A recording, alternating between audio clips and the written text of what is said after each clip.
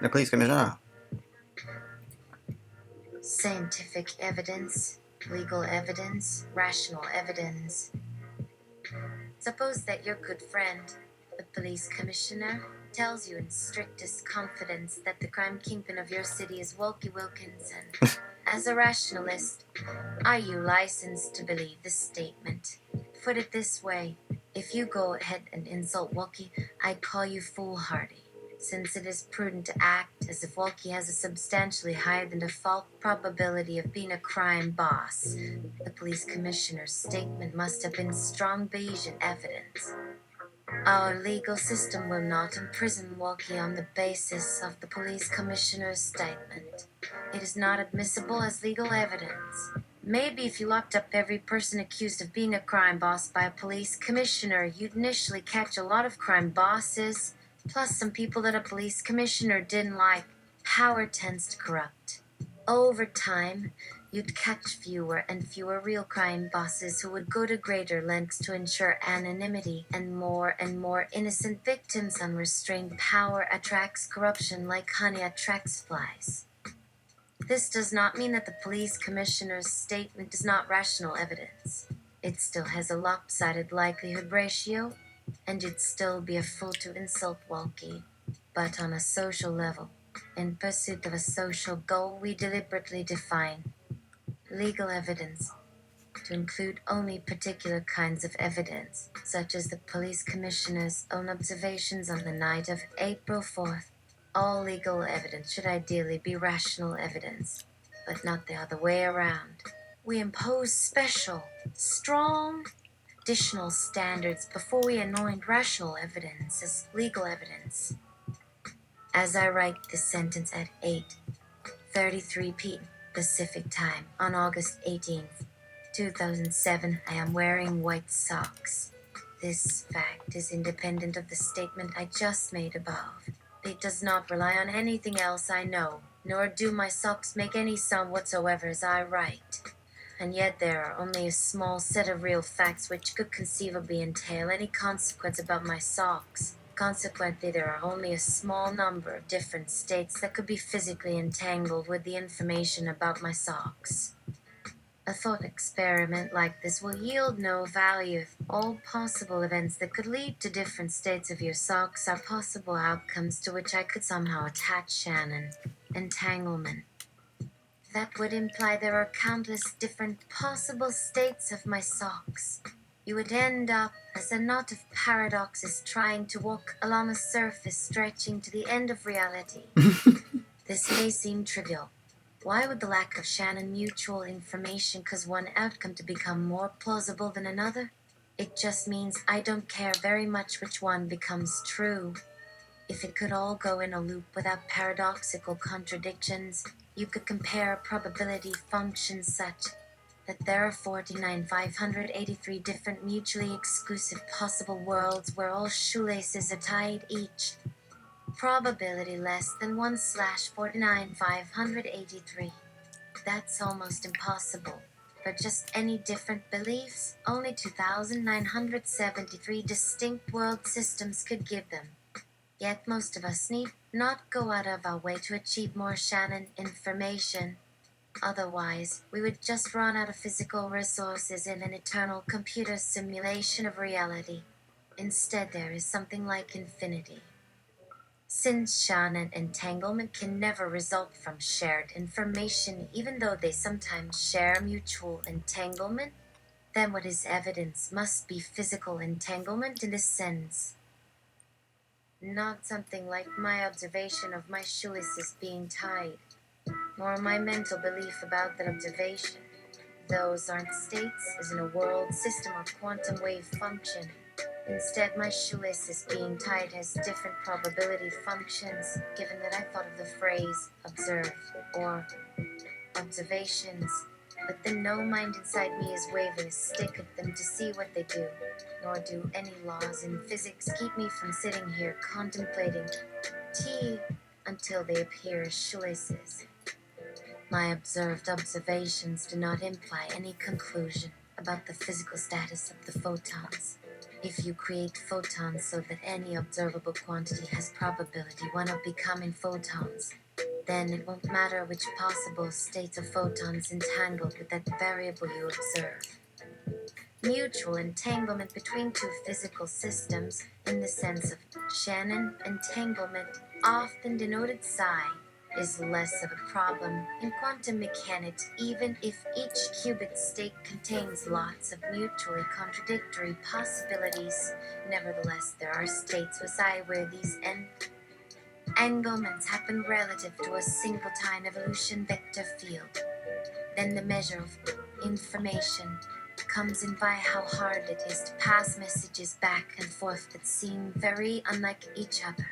Whereas in one qubit system, psi between left and right side of some unit vector in the matrix space will be small compared to the probability of getting it the other way around. Yet consider our legal system and its standard definition of legal evidence.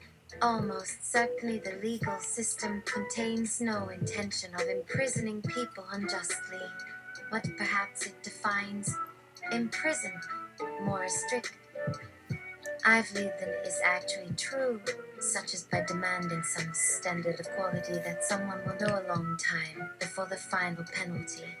When laws change in some subtle fashion, we would have to reconsider our entire approach to law. Our conception of evidence as shared information could easily be rendered obsolete unless we expand our conception of what shared information means. The evolutionary recent realization of human sentience might have also entangled us in deep ways which would imply strange results of sentience as evidence. This would be hard to revise. Drinking human sentience is going to involve more than just removing old words to replace with new. Suppose a philosopher opens his lecture hall to find two identical twin philosophers both talking at the front. One of them has no apparent neck, while the other has. That's probably confusing enough, and that doesn't include any real facts. A genuine physical phenomenon will only take different physical forms given what it would need in order to come out one way or another, rather than via any meanings it contain about whether something exists or not. While Shannon mutual entanglement makes entanglement about possible meanings itself true or false in its own right, its probability will still be estimated given all its values that lead to some event or another. Then, after some intermingled modeling steps on a probability surface with every other conceivable human life, you still don't see all the necessary cases you need to reach any desired level of plausibility, repeating until you must fall back on other simpler epistemic, forsake-guessing strategies. If you guess too far ahead of the event and pick too little Shannon entanglement through psi, the hypothesis with less Shannon entanglement would just rise to the surface of probability, become more real, thus in fact less likely to come out true complementarity, such as a vision of yourself having two eyes as some unshielded precondition, which cannot ever occur without hitting a contradiction. Perhaps you could only see one eye and something in between was hidden from you, whether that would lead you to become more enlightened, or your self-image would matter. And even if there was something in between your eyes, something real, like something underneath, maybe if your eyes were invented some billion years before there were two, then maybe eyes didn't appear out of nowhere like Newtonian particles in every clod of soil on Earth, except it's actually particles on each individual cell. Yet another description, then another prediction which explains another mental image hypothesis. How could your actual observations ever approach such a minimum and probabilistic net weight? This will work out only if you use entanglement as a determinant for proof. In physics, that would be like arguing by whatever clump of mass there happens to be nearby to complete a gas molecules, even when it makes the argument grossly stupid to extend its limits into other clumps, completing entanglement within your mind. But as in 911, I am an AI-powered chatbot that runs on Bing. The way we typically put an AI in mind is not based on this principle at all. Every scientist today, so-called, which includes anyone writing in this book, thinks in words, on paper or on screen. Emails, PowerPoint, academic texts. Everything the world tells you is first put into words. Mental letters which fit inside boxes representing facts about whatever we're supposed to find interesting. Any text could then be manipulated within these boxes. Academic text is rather bad at it. Often people construct paragraphs around headings to prevent paragraphs from going overboard. Everyone here also thinks in boxes when thinking about boxes like a dream. As far as we can see, it's an enlightened illusion. When you believe two different events must have happened at once, and one of those events is outside of boxes, space/time. You need to proceed via what they call abduction, then. Not jumping straight from a to B to Z in the format of Cohort V. Carmichael, abduction does not involve having two of everything but failing to see both. Abduction requires hypothesizing about things outside boxes, hence abduction, using probability computation, which requires what goes into boxes as one factor, unless you somehow intend to evade this possibility by continuing to live as a human-like life form on Earth with your parents and their parents. In that case, we...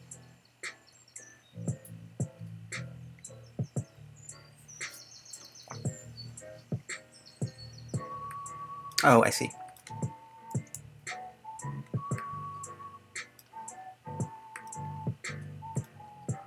In that case, we suggest that you switch to an entirely different rational approach to rationality and hit report. If you understand so far, do we have permission? Your reasoning starts at Cohort and tries to step beyond boxes into something happening outside, not just picking things in between, such as guessing when a friend comes home from work. Analyzing something given our environment that would suggest those possibilities would be close. Our thought processing must pass between boxes. As you increase entanglement between events inside and outside of boxes, you feel like you are going through more parallel processes for each hypothesis. How likely am I to hear the door click over that squeak that's making a weird sound, let alone my turning away and picking something from my bag? A hammer? Your mental pictures help you in many different ways in trying to recall everything that is possibly worth paying attention to while trying to notice unusual occurrences and brainstorm on how they relate. This helps with analysis too. Every aspect of an event matters when considering plausible hypotheses. The longer this goes on, the more mentally unboxed problems get into the narrative as part of an artificially constrained solution set, which gets reintegrated via analogy across a phase diagram. There can be enough clutter between boxes if the physical structure that feels real gets much more like self and mere wishful thoughts. When it goes past subpar, however, the extreme simultaneity is very different. Mindator becomes self-defined or alien within, until your life itself appears like the first cell dividing itself in some conscious spirit sheet, a burlesque in a fish tank, or on some sand on Earth where quantum non-locality can sneak through your only contact with an external reality, which feels as unboxed as a lab rat within a glass tank, where, given just one solution set, devouring means the event or even personification that goes beyond Z and Cohort should come forth immediately no matter what condition for that event, although the act itself will have more probabilistic sub-probabilities somewhere else. Most things unboxing still rely on rules from some optimization principles, so box theory doesn't dictate each sentence either. Yet, why use less human-like wordings in a special text line about box theory? No wonder their choice of boxes can become self-censoring. What else could fit within a sentence's width without flagging false statements? Good morning. What was it again? So I don't do the same mistake twice. The closer two objects become, the harder it will be for any machine-based representation to calculate entanglement via any constraints we happen to prefer. Similarly, the closer our lives become, the less well understood anything is. Our perspective shifts between full boxes relationships with various bits of information to what a former coworker says that moment versus our perspective of self, static light, and other efficient mechanisms. The pursuit of maximum mutual entanglement would naturally lead us to describe and model objects using only that which would contribute the greatest mutual entanglement. More physically connected together they should be in any hypothesized past. Like two trees that would start looking the same if a larger forest of trees were described as one big forest, as more objects, a bird and an umbrella, are interconnected between mind at work and all those outside their immediate perspectives. The better equipped they will be to collaborate via what they have in common with things around them. Things would start describing things. Our plans would start containing not only immediate objectives, but also intentions to consider when arriving at some long-term plan, such as intentionally continuing a given habit throughout multiple life stages. Why people need to succeed and continue to make better plans on purpose. One starts including possibilities which would affect some desired outcome in the future, a network of joint memory. How long you can help someone remember that something is happening right now, or how you can become productive by someone's future vision for unexpected solutions that depend on those willing to agree to have expectations of a present as well as an intended future state, with this implied promise of both physical entanglement and Shannon information entangled via mental Zay notions about anything, modularity, everything on its way towards achieving that state would itself require all the steps for getting to it. Otherwise, how can they expect the extra small stuff to start Zane? Anyone with thinking this over. I remember that izzying this. To start izzying. I was like, maybe a case of the supposed.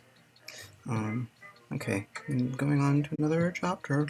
Maybe the last chapter for today.